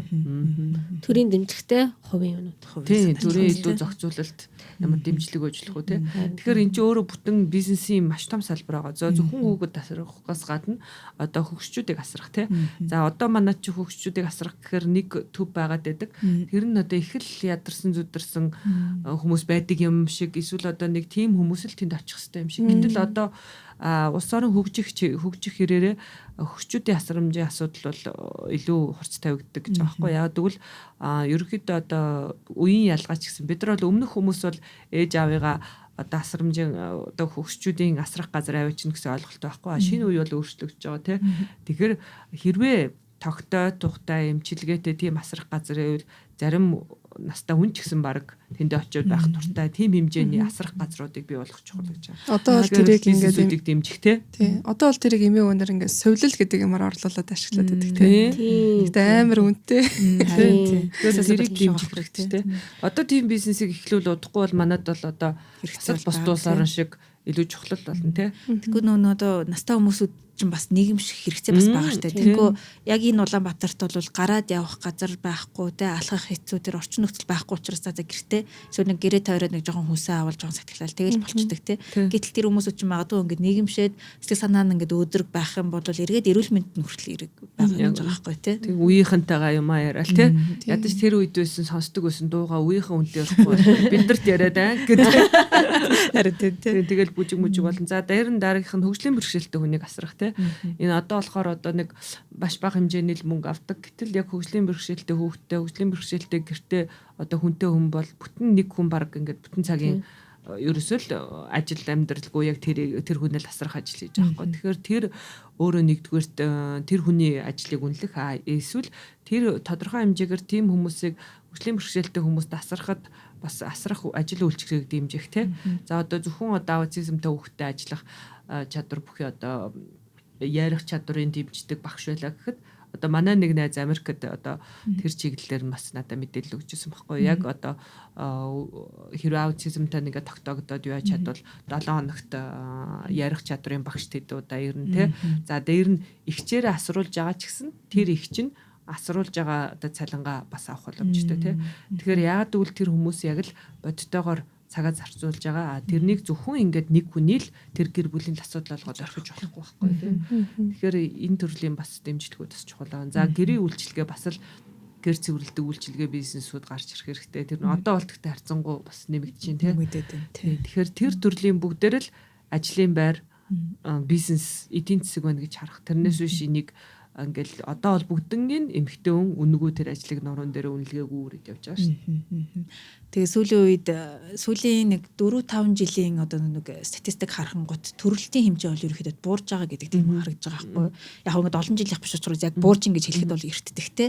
Сүүлийн үед бол хүн ам өсөөгөө байгаа байхгүй юу. Тэгэхээр ингээд нийгмийнхаа энэ асуудлуудыг одоо шийдэхгүй тэгээ ээж нар дээр ингээд тулгарч байгаа хүүхэд харах өсөхтэй холбоотой энэ асуудлуудыг шийдэхгүй байна гэдэг чинь эргээд тэр бол төрөлт буураад хүн амын өсөх байтугай хүн амын өсөлт нь буураад эхэлж байгаа байхгүй. Тэгэхээр иймэрхүү бодлогын асуудлууд ч юм уу те ийм нийгмийн дэд бүтцийн тэг одоо хувийн хөгжлийн дэмжлэгийн асуудлуудыг шийдэхгүй яваад байна гэдэг маань өөрөө эргээд маш том сөрөг үр дагавартай юм байна. Тэр чинь тэгээд асуулууд ял өрх гэр дээр ингээл бууж байгаа те. Өрх бүр дээр за хүүхэд өсгөхөд үнэтэй байна эсвэл хэцүү байна гэх юм бол хүүхэдтэй болох тоогоо тэгээд багасгаал эсвэл хүүхэдгүй болох гэдэг тийм сонголт байгаа. Тийм гэдэг асуудал урд руу л явж байгаа байхгүй те.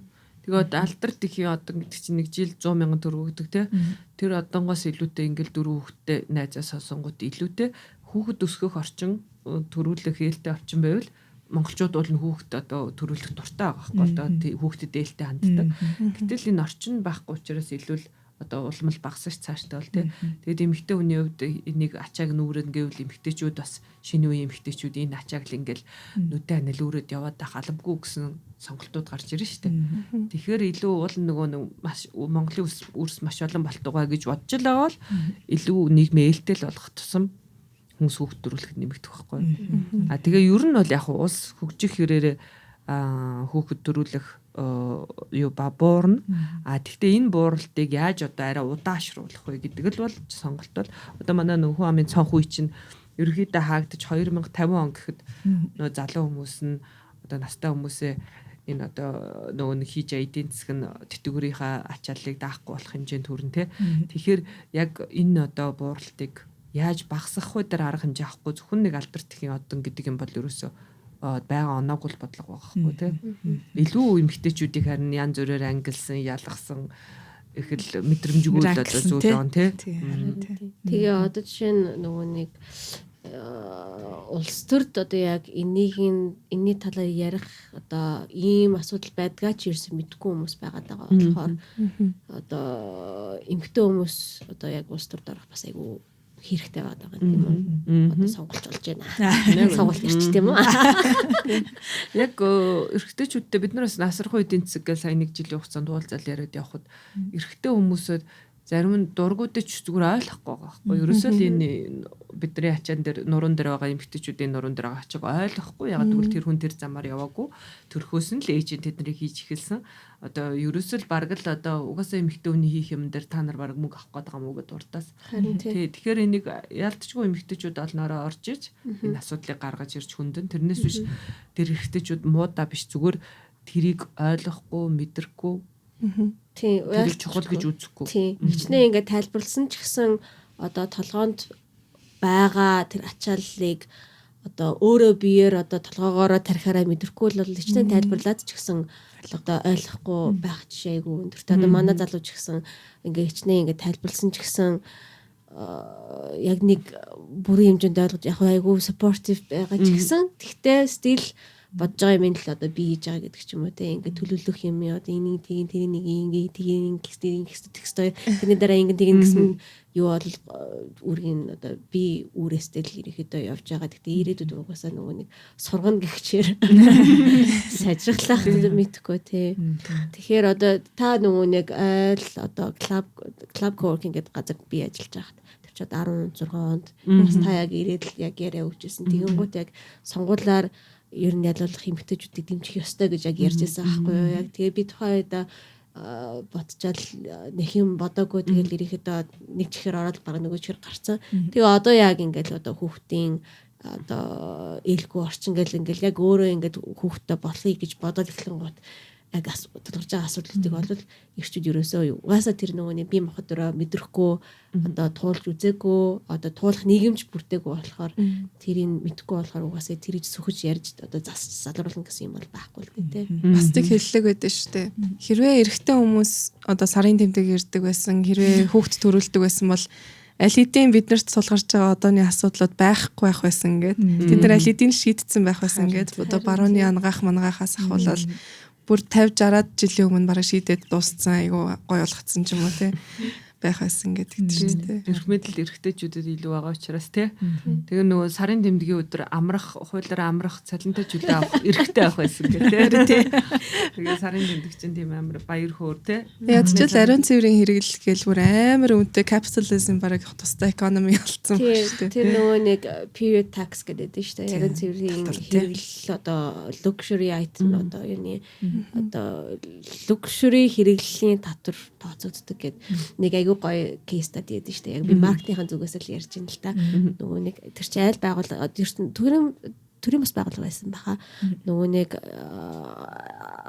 Европын айл улс жижилээ нөгөө period tax гэдэг айгүй өндөр татварт бодогддог одоо их өдрийн хэрэглэлтээр. Тэнгууд тэрэд яасан бэ гэх тэнгууд ном гаргаж өгöd номон дотроо тампон өдрөө оруулаад тэгээд өдөр ойрын цэргийн хэрэглэлийг оруулаад тэр нөгөө luxury татвараас болцсон тийм одоо маркетингийн тийм юу хийжсэн аахгүй компанид ажил хийжсэн аахгүй тэр бас айгүй гоё сонирхолтой. Яагаад ном тэр чи өдөр тутмын хүн болгон одоо зайлшгүй хэрэг шаардлагатай юм байхад чинь яагаад ийм luxury татвар төлөх ёстой гэсэн одоо ерөөхдөө экспериментал тийм компанид ажил гэх юм уу? Тэрүүгээрээ одоо илүү шугаан дуулаад одоо энэ юуны татвар одоо luxury татвар гэсэн юм айгу одоо болж болохгүй зүйл шүү гэдэг одоо яриаг эхлүүлэхийн тулд тийм компанид ажил явуулжсэн тийм нэг юу юм. Тэгээ саяхан манай нэг эмэгтэй улсын хурлын гишүүн бас ариун цэврийг татваргүй байх хэвээр тий ингээд сургуулиуд байх хэвээр гэж ярьсныхаа төлөө маш их дамжуулалт амжсан шүү дээ. Гэтэл энэ чинь яг бодит тийм байгаа байхгүй тий маш олон хүмүүс ариун цэврийг л авах чадахгүй хоол авах уу яах уу гэдэг сарын тэмдгийн ядуурл гэж хэлээд байгаа шүү дээ. Poverty гэдэг тий. Тэрийг ярьсан ч одоо бөөн шоолууж доромжлуулсан шүү дээ. Тэгээ тэнгууд тэгэж нөгөө нэг тэгэж татвар яхаараа яад ингээд одоо тэр эсэргүүцэж байгаа хүмүүсүүд нь бол угаасаа тэрийг туулж мэддэггүй хүмүүс байгаа байхгүй тий. Тэр чинь одоо 10 жилийн боловсролын үед гэхэд одоо юугаа авах тэр одоо өдрийн хэрэглээ авах боломжгүй хүүхдүүд бол тэгэл охтууд бол тэгэл жилдээ явахгүй байх. Тэгэл боловсролоор хоцрогдох гэх мэтчлээ. Айгу том. Тэр чинь айгу үнэтэй штэ. Тийм штэ. Айгу үнэтэй. Сар болгон худалдаж авах гэдэг чинь амаргүй штэ тий. Тэгэл тэр чинь бас айгу үнэтэй. Миний бол амарчлаасан 30-40 мянга гэл явж өгнө штэ тэр чинь. Тэгээд ихэнх тохиолдолд хүүхэд гаргах жирэмслэгтэй холбоотой, жирэмслэлтэй зогсоохтой холбоотой, ариун цэврийн хэрэгсэлтэй холбоотой энэ шийдвэрийг огт жирэмсэлдэггүй, огт сарын тэмдэг ирдэггүй эрчүүд л шийдвэр нь гаргаад байгаа байхгүй юу? Тэгэхээр шийдвэр гаргах төвшөнд бол тий эмэгтэйчүүд ялч байж ээж тэр асуудлуудыг шийдэх хэрэгтэй болоод байгаа юм тий. Айгу юм unfair тий. Бодоод байх ихтэй бол төлчл амарч юм шиг би анхаад хэлдэг байхгүй. Тэгэнгүүт үгүй эрэгтэй хүн байх чинь бас айгу юу штэ айгу дарамттай штэ гэл чаавас тэгдیں۔ Эрэгтэй хүн байх чинь өөрсдийн гэсэн асуудал байгаа. Тэгээ бидэд ч яах вэ нөгөө нэг дотоод юм аа уудалж ярих та гайгүй юм болохоор ийм ч асуудал энэ ч асуудал ингээд ярьцдаг те эрчүүд нөгөө нэг дарамтаа мэдэрсээр тэрийг ерөөсөө ярихгүй явсараагаа тгийг бас уулын нэрхтэн хүмүүсийн зовлон гэж уулна айгүй олон юм байдаг даанч ерөөсөө ярьдаггүй болохоор тэгээд нөгөө нэг феминистүүдээ үзье яа тэгвэл ярилтаа гэж санагдав. Эцгээр ихт яс чинь ерөнхийдөө бидний хин дээлгүй бүгдээрээ л ингээд эцгээр ихт ясанд эрэгтэй өнөө эмэгтэй өнөө гурав дахь хүүс юм бэ нүү бүгдд нь ээлгүй. За яг уу илүү тэгэнгუთ бид нэр илүү их хохирж байгаа нэмэгтэйчүүд те одоо өөр бусад хүйсийн юм уу бэлгийн жигөрөмжтэй хүмүүс. А гэхдээ ингэснээр эрэгтэйчүүд тохирохгүй гэсэн үг шүү те. Эрэгтэйчүүд өөр төрлийн проблем байгаа. Тэгэхээр тэр болгоныг ярилцж явах ирээдүйд ч гэсэн 80% эмэгтэйчүүд шийдвэр гаргаж болохгүй шүү дээ. Тэгэхээр яг энэ нийгэмд байгаа хүмүүсийн төлөөлөл шийдвэр гаргахад оролцох хэрэгтэй те. А тэгээд бас эмэгтэйчүүд шийдвэр гаргахад оролцсон гэхээр хүмүүс тийм төгсөн өсөд байдаг. Гэтэл эрэгтэй сайн улс төрч нь муу улс төрч нь эмэгтэй ч гэсэн бас муу улс төрчнэнд гарсан байх магадaltaй байхгүй. Тэрнээс биш ингээл эмэгтэй хүн төгс байж тийшээ гарах ерөөсөө тухай биш. Эмэгтэйчүүд гарч иж сайн муу аль аль нь гарч иж цаашаа гардаг болно те. Тэрнээс анханасаа л эмэгтэй дээр одоо хамгийн өндөр стандарт тавьчихаар болохгүй. Юу яснаа хүүхдээ өсөж чадахгүй юм бодож яаж устдалж авах гэж байгаа ингээл хэлдэг шүү дээ. Хэзээ ч ерөөсөө эрэгтэй улс төрчин яар гэрээ хэр авч явж ин гэдэг ерөөсөө ярьдгүй юм байж тэр айгу. Тэ эмэгтэй улс төрчин биеийн жингээр яаж кофе ууж ин яаж бав иж ин яаж ившээж ин тэ юу өмссөн үгүй юу жин бүх юм ярьж авахгүй ботокс тэ нүрний юу эрэгтэй улс төрчдөр тийм ярихгүй. Яг мууг нь муу болохгүй бүтэхгүй юм ярих ёстой. Гэхдээ эмэгтэй хүн болохоор эрэгтэй хүн болохоор гэдэг тэр одоо нэг дагавар стандартыг дагаж тэр юм байх ёсгүй. Зүгээр хүн гэдэг талаас нь л одоо хувь хүн гэдэг талаас нь л ярина гэхээс эмэгтэй хүн болохоор тийм ингэж болохгүй гэсэн биш. Тэр одоо зүгээр энэ улс төрч ингэж мангартаад байхаар яа гэж мууг нь бол ярих ёстой л доо тий. Улсын хурлын гишүүн яг хийх ёстой юм хийж гинүү гэдэг дээр л бид нар ярих ёстой тий. Энэ тэр улсын хурлын гишүүний жин ямар ч юм уу тэр бодлого гаргаж гинүү. Гэтэл нөө энэ эмэгтэйчүүдийг ингэж ярьсан хэрнээ 4 жил улсын хуралд суухдаа хуралдаа нэг л удаа ирсэн хүн байгаа байхгүй 4 жил шүү дээ. Та одоо ажилд орчод 4 жил олчоод нэг удаа очивол таны цалин байх уу? Та ер нь тэр ажилд байх уу те? Нэрийг хэлээд яг уу наранхуу гэд гişүнгээ те. Тэгээд тэгсэн юм бид нар нийгмээрээ ярилцахгүй байгаа байхгүй тэр үнийг. Гэтэл нэг эмэгтэй гişүнийг үг буруу хэллээгээд сайдаас нь буулгаж जैन те. Нэг залуу эмэгтэйг олон улсын хурал дээр ярьсан нэгэн хэсгийг тасалж аваад буулгаж जैन те. Тэгэхэд эрэгтэй гişүнийг одоо 4 жил нэг удаа яхад хилцэхгүй байгаа. Дахиад эрэгтэй одоо батлан хамгаалахын салбарт өчнөө залуучууд цэрэгт яваад гимтээд хөгжлийн бэрхшээлтэй болоод эсвэл амь нас үрэгтэй тэр үнд яагаад хариуцлага тооцдоггүй. Гэтэл эмэгтэй улс төр шилсэн үгнээсээ болоод хариуцлага тооцоолж байна те. Тэгэхээр энэ бол нөгөө өөрөө шудраг бас тэг яг хийж байгаа ажилтаа л холбогдуулж бид нар шүүмжлэн үгээс тэр хүний хувийн амьдрал ботокс одоо жин хоол идж байгаа байдал ямар ч хамаагүй байхгүй. Улсын хурлаа одоо сонгогдоод эхтийн өдрөө мандаа эмэгтэй улсын хурлын гишүүд ийм хувцснууд өмсчээ гэдэг нэг тийм бас нэг артикл гарцсан шүү дээ. Тиймэрхүү дэмжиж авах болохгүй байхгүй тий. Харин тий. Тэгээд тэр нөгөө нэг дор чанд ийм гутал өмслөө гэдэг бас ялгаагүй ч гэсэн ер нь тэр улс төрийн хувь хүний амьдрал нь ямар ажиллал хийжлээвэл ер нь болоо зүтэй. Хууль дээр тогтоох ажиллал хийх хэрэгтэй тийм. Нэг юм нэг одоо нэгэнт одоо ингээл улс төр сонгуул гэж ярьж байгаа юм чинь айгу сонирхож асуумаар байгаа юм. Би өөрөө бас ингээд бодоод гайхаад байдаг байхгүй дотроо өөрөө хариулт олж чадахгүй. Эмэгтэй ингээд одоо ингээл хүүхдээ ирэхин асуудал ч юм уу те ингээл эмэгтэйчүүдийн асуудал ч юм юм гарангууд энэ эмэгтэй улс төрчин дуурахгүй гэдэл нэр тэгдэг шүү дээ те. Эсвэл нөгөө талаас болохоор ингээд эмэгтэй улс төрч болоод ингээд гарч ярингуудаа одоо те ингээл сургууль цэцэрлэг ч юм уу ингээл төрөх хэмлэг эмэгтэйчүүдийн хүүхдүүдийн асуудал ярингууд эмэгтэй улс төрч энэс өөр юм ярихгүй гэл ингээл аль тал руугаа ингээд буруутгаад байдаг шүү дээ те. Тэгэхээр одоо яг юун зөв юм бэ? Одоо те эмэгтэй болохоор тэр асуудлуудыг ярих ёстой мó? Ярих ёсгүй мó те? Тэгэхээр төгс заал хэрэгтэй. Яг үнэ. Төгс өөхгүй ах хэрэгтэй шаардаад. Эмэгтэй учраас тэр сэдвүүдийг ярих ёстой гэсэн ойлголт буруулаа юм л те. Тэр асуудлыг тэр бүхэн л уулна харах ёстой. Яг тэгвэл тэр тойргоос тэр одоо нэг аль нэг тойргоос нэр дэвчээ тэр тойрогт нь эмэгтэй хүнж байгаа хүүхэд ч байгаа те. Тэндээс сонгогдсон эр эмгүүл гишүүн буруулна тэр тусгай дуурах хэрэгтэй шүү. Тэгэнгүүт нөгөө эмэгтэйчүүдийг хүчирхийлэл болчлаа эмэгтэй гişүүд хайчивч гэдэг юм уу те.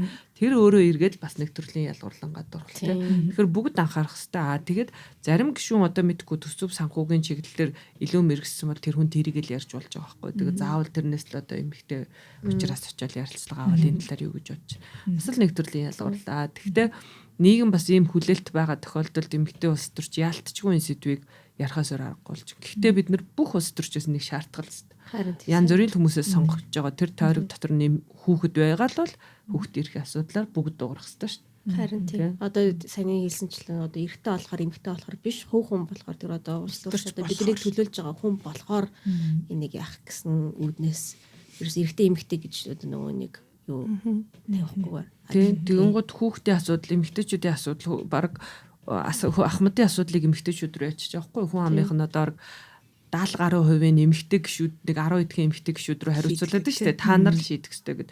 Гэтэл үгүй те. Тэгэнгүүт нөгөө нэг гişүүн эмэгтэй гişүүнд гэж тэгвэл та нар ядаж эрэгтэйчүүд тэгвэл эрэгтэйчүүдийн асуудлыг шийдээд хэлдэг гингууд байхгүй л байгаа байхгүй. Тэгэхээр эмэгтэйчүүдэд зүгээр баахан давхар ачаал өгч байгаа байхгүй те. Тэгээ өөр юм яриад ирэхээр хүлээж авдаггүй. Уул уурхай эдийн засаг тэр чи өөр мэрэгсэн салбарууд байгаа шүү. Тэгээ тэр хүнийг тэрүүгээр хүлээж авах чухал бас байгаа. За окей. Хэдүүлээ ингээд нэлээд бас өргөн хүрээтэй ярьлаа те. Ингээд те зоологийнхаа ээж болсон амьдралын талаар ярьж эхлэв. Тэгээ дараа насрах эдийн засаг гэж яриад одоо ялцчихгүй одоо ингээд сонголт өгч байгаа учраас эмэгтэйчүүдийн улс төрийн оролцоо манлаа л гэж ярьлаа. Бас энэ сэдвээр бас дахиад бас үргэлжлүүлээд ярих бол шаардлагатай гэж бодож байна. Гэхдээ ингээд өнөөдөр те жоохон бэбигээ зохицуулаад цаг зав гаргаад энэ ирээд хүрэлцэн ирсэн маш их баярлалаа. Тийм баярлалаа. Нөгөө яалтчгүй яг судалгаа харуулж тэгдэм бэлээ. Одоо гадуур ингээд хийх ажил хичнээн ч өрсөлдөөнтэй хичнээн ч хэцүү одоо тий прешер дор хийсэн ч хүүхэд тасрах гэдэг ажил бол юм уу хүн асрах гэдэг ажил бол тэрнээс илүү гэж байгаа байхгүй. Тэр зама хүүхэд тасрах чи 24 цагийн ажил. Бид нар унтчихтай ч гэсэн ингээд сэрэмжтэй унтантай яаж нээж гин. Тэгээд илүү нөгөө эрсдэл одоо эрсдэл өндөр одоо хүүхдээ хүүхдийн эрүүл мэнд амь нас чиний гарт байгаа нөхцөл те. Тэгэхээр одоо ингээд гараад ажил хийх одоо юу гэдэг өдөржин нөхөр нь гадуур явчаад би ажил хийсэн гэх тэр ажлын хоёр одоо хүний авж байгаа тэр сэтгэл зүйн ачаалал биеийн ачаалал бол харьцуулшгүй гэж. Тэгэхээр ерөөсөө нөхөр гадуур ажил хийгээд явсан ч гэсэн гэртээ ирээл ерөөсөл илүү ихнэрээ юм уу тэр ээжийн юм уу тэр гол прайм одоо гол асарж байгаа хүнийг бол амраах хэрэгтэй гэж юм чи. Тэгэхээр одоо та бүхэн надад бас аюу сайхан амралт бол. Зүгээрээ. Баярлалаа. Цаг гаргаад бидний өнөөдрийн дугаарыг сонссон та бүхэнд баярлалаа. Та бүхний зүгээс одоо асуулт, бодол, санал юу ч байсан комментаар бас бичээрэй, бид нарыг нь бас уншиж байгаа дараагийнхаа бас ангиуд дээр тэднэрт нь бас хариулах ч юм уу хүссэн зочныг нь маргадгүй өөрөх талаас нь бид нар ажилланаа. Баярлалаа. Баярлалаа. Сонсогчдоос захиа илгэх ч юм уу өөрийнхөө хувийнхаа туршлагаасаа талаар ч юм уу юу л Instagram руу ч юм уу одоо нэрээ нууцлмаар байна гэсэн байдлаар тэр захиаг нь уншдаг бас нэг эпизод хийвэл бас гоё юм байна. Тэгж яг бодлоо. Тийм ээ. Тий. Тэгэхээр захиагаа явуулаарай. Миний хувьд харин юу чухал гэж бодсон гэхээр сургамж гэвэл ер нь уншиж сонссон ч гэсэн яг биеэрээ туулах бас өөр үт юм лээ те. За өмнө нь ингээл төрөх гэдэг бол бас нэг хэсэг. За тэрнээс бас нэг чухал хэсэг нь хөхүүлэх байдیں۔ Шүү гэл тэгж яхад бас ингээд сонсч ирсэн ч гэсэн нарийн тоохгүй тэрийг мэдэхгүй л байгаадсан. Тэгэл уншиж ирсэн ч гэсэн. Тэгээд яг өөр дөрөө туулахад тэр бол илүү бас хүндрэлтэй надад миний хувьд хамгийн бэрхшээлтэй зүйл санагдсан. Тэгэхээр ерөөхдөө түүнээс хойш одоо хүүхэд төрүүлсэн хүн болгоны хөхөн дэхгүй хүндэтгэлтэй ханддаг болсон. Юуг давн туулаад тэнд байж байгаа юм те. Тэгэд их л эмэгтэй хүн бас өөрөөсөө одоо тэр бүх процесс төрүүлж байгаа процесс хүүхдтэйгээ хамт байгаа тэр процесс тэр дундаа хөхөөлөх бол маш хүнээс маш их одоо бие сэтгэлийн олон төрлийн одоо юу гэдэг чармайлт заримдаа бүр золиос шаарддаг юм гэж тий. Тэгээ би чинь их л мэдээлэлтэй байгаа л өөстө гордох мордох гэж юм байдгүй зөвхөн мастиц гэж юм байгаа тэр чи одоо ариун цэврийн л асуудал гэж их том ярьж илаа. Тэгэл өчнөө уншсан ч гэсэн яг цагаад болоод гिचнэж ариун цэврийн ингээд яасан ч гэсэн маш их сэтгэл зүйтэй холбоотой юм байна л да хөгчин тий. Яг гордоогүй ч гэсэн ингээд хэд баярлах хэд гомдох ч юм уу тий. Тиймтэйг холбоотой тэгээд бас сааждахгүй тий. Тэгээ бид нар ингээд мэднэ гэж боддог маш олон зүйлийг хүмүүс нь ч гэсэн нэг хөх саах тухай одоо 40-тэй хүн гэхэр мэднэ л гэж бодсон юм шиг байна. Тэгсэн чи би жишээ нь тэрийг ингээд байнга саажах хэрэгтэй юм байна, хоосон байлгах хэрэгтэй энэ төр гэдгийг бас бүрэн мэдрээгүй л байгаа байхгүй. Тэгээд яг одоо нөгөө нэг би чинь тийм барайч гэдэг юм их юу ядгүй барууны шинжилгээ ухаанд одоо эрүүл мэндийн зөвхөн тийм барууны шинжилгээ ухаан нэг л их чухал гэж бодож явдаг байсан. Тэгээд тийм мөөм тийм гэдэг хүн байд юм ээ тэгэхээр их л инээ чанаагаал одоо бараг л жок мök болгоод яриад байсан чи тэгээ өөрөө хичнээн ч одоо ариун цэврийн хангаад яг тэр хичнээн ч саах гэж оролдоод мастиц болж байгаа байхгүй. Тэр миний хувьд бол хөх арчлах гэдэг чинь нэлээд амаргүй юм байд юм байна. За тэгээд дээр нь тэрийг ингээд өвтгөөд тэгээ очиод нөгөө нэг барайч дээр нь очиод бүтэхгүй тэгээд ингээд юу яасан хаглуулсан. Тэгээд тэрнийхэн дараа нь тэр арчилгаа энэ төр бол миний бол бас өстө нөө зүрхэнд орно гэдэг шиг тий. Тэгээ одоо төрөх гэж байгаа найзуудтай хэлээл аа. Гэхдээ нөө хийсэн ч гэсэн нөгөө хүмүүс ч ойлгохгүй л байгаа. Ойлгохгүй л байгаах тий. Би ярэ тий. Тэгэхээр бас нэг чухал зүйл хичнээн ч уншиж хичнээн ч бэлдсэн байсан алдаж юм уу өөр дээр ч юм уу хүүхдээ өвтгөх ч юм уу тийм юм бол байна гэдгийг нь бас өөртөө хүлээн зөвшөөрөөрэй. Тэрнээс биш одоо муу ээж ч юм уу бэлдээгүй байх гэж бодож болохгүй. Хичнээн тэр зүйлийн талаар мэдлэгтэй мэдээлэлтэй байлаа гэд янз бүрийн юм тохиолдох юм байна гэж. Тэгээ түүнээс хойш өөртөө одоо хүмүүсийн ярьж байгаа юм ч гэсэн бас хамаагүй нээлттэй ханддаг болсон. Өмнө ч одоо ингээл ханиадыг хүүхдийн ханиадыг барьдаг гэх нэхэр нас доглол нэгэд тахгүй юу? Ханиад бас барин нээз мэд гэнэ. Тэгээд тэр хөхний асуудлаас хойш ер нь за бас бариулчих юм билүү дугайл байдаг тий. Тэгэл амар юм байна л да. 0-5 насны хүүхдийн харшлын үзмэрч гэ тий. Тэгээ одоо инээдтэй сонсогч чинь гэхдээ бас би айгаал бас очихгүй гэж айгаал чимээгөө л тий. Тэгэхээр яг бас хичнээнч бэлдсэн хичнээнч та тийм зүйл яг л ийм байх хэрэгтэй гэж бодсон ч гэсэн бас таны мэдхгүй олон юм байж болно гэдгийг тэгээд алдаж болно гэдгийг мэдсээрөөч алдаж болно гэдгийг өөртөө тэг нэг төгс байх гал тэг хэрэггүй байна гэж бодоод байгаа шүү дээ. Тэгээ ер нь бол хөгчин төрхөөс амар юм байна л гэж бодсон.